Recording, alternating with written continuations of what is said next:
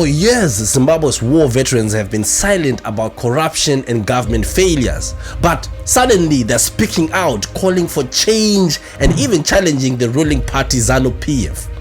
Now, why now, and why did they not say anything when they were still benefiting from the system? And why do they only care about the struggles of the ordinary people when they are caught in factional battles? But there's another question we need to ask. Where is the opposition in all this? And why are they so quiet at a time when ZANU-PF is fighting itself? Now let's break it down, and I know most people don't know about this information, and I'm the guy. Now, Zimbabwe's war veterans have always been powerful political forces. They have fought in the liberation war and they have remained deeply connected to ZANU-PF, the ruling party. Over the years, they were rewarded with financial benefits, land, and political influence. However, despite being seen as the defenders of the ruling party, things have started to change. By late 2024, war veterans were no longer a united front. Instead, they were fighting amongst themselves over leadership and government neglect. A major dispute erupted within the Zimbabwe National Liberation War Veterans Association. A faction led by Andreas Ethan Matibela opposed the Congress held in Gweru by a rival group, claiming it was illegal. Now, they accused other veterans of breaking the court order that required leadership disputes to be resolved through dialogue. The government had failed to pay war veterans pensions and other benefits since September 2024. Many veterans were struggling to pay for medical bills and school fees for their children. Albert Nguluve, a chairman of the Parliamentary Committee on Defense, warned that healthcare for the war veterans would collapse by May 2025 if no action was taken. At this point, war veterans started speaking out about corruption and the government's mismanagement. But was it really about the people or about their own struggles? The biggest shift happened when some war veterans started opposing ZANU-PF's plan to extend President Mnangagwa's rule beyond 2028. I think I've covered this already. October 2024, public call for Mnangagwa to resign. Blessed Geza, a member of the Central Committee, publicly called for Mnangagwa to step down. He accused the government of failing to tackle corruption and violating the constitution. How do you keep a minister in office after she openly insults your vice president? Tatenda Mavetera, whose only qualification to that job is not having any qualification, in the audacity to call General Chiwenga a decorated war hero, Mpanduki, right, and an acting president in that matter. We are in shock that this can happen. We have Daniel Garwe, a person who is on mental health medication, a former salute scout in the Rhodesian army, who shot at us. We fought to liberate us from colonial rule, but now a minister. And once again, fighting from the wrong side of history. Let me make it clear, we as war veterans in the general public of Zimbabwe, our poor, we have the right to remove Mnangagwa from office because it is us who took him to State House. Who does not know that Mnangagwa fled this country with just his son and his cousin?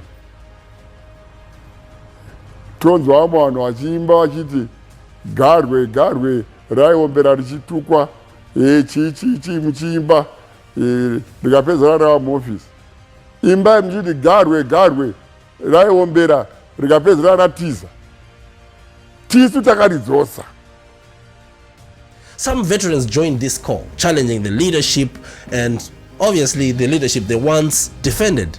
This raises a very important question. Why did they not speak out before, and why now? Why now? Now this is where things get a bit interesting.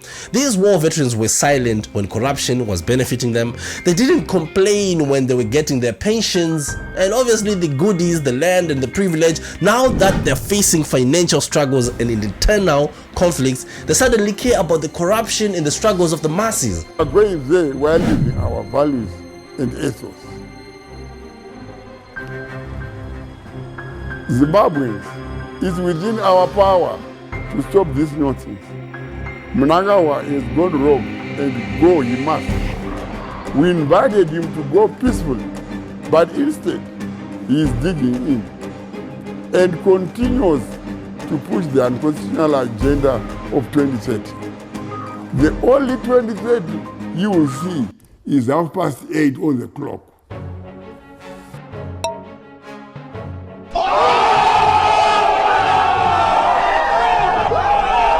So what's really happening? One, they're losing benefits.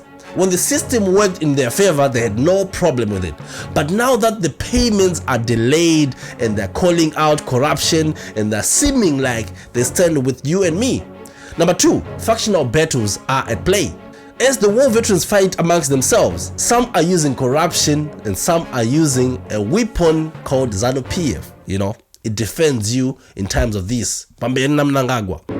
This isn't just about helping the people. It's important to know that securing your political future, you have to go to the masses. Number three, they're trying to stay relevant. For years, war veterans were powerful because they had ZANU-PF's backing. Now, as internal divisions weaken their influence, some are shifting their stance to remain politically important.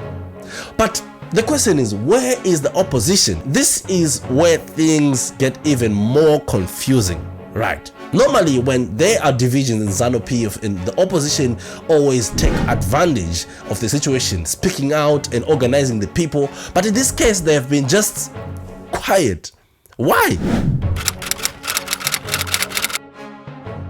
Are they afraid to challenge ZANU-PF directly? Are they disorganized or unable to take advantage of the ruling party's internal fights?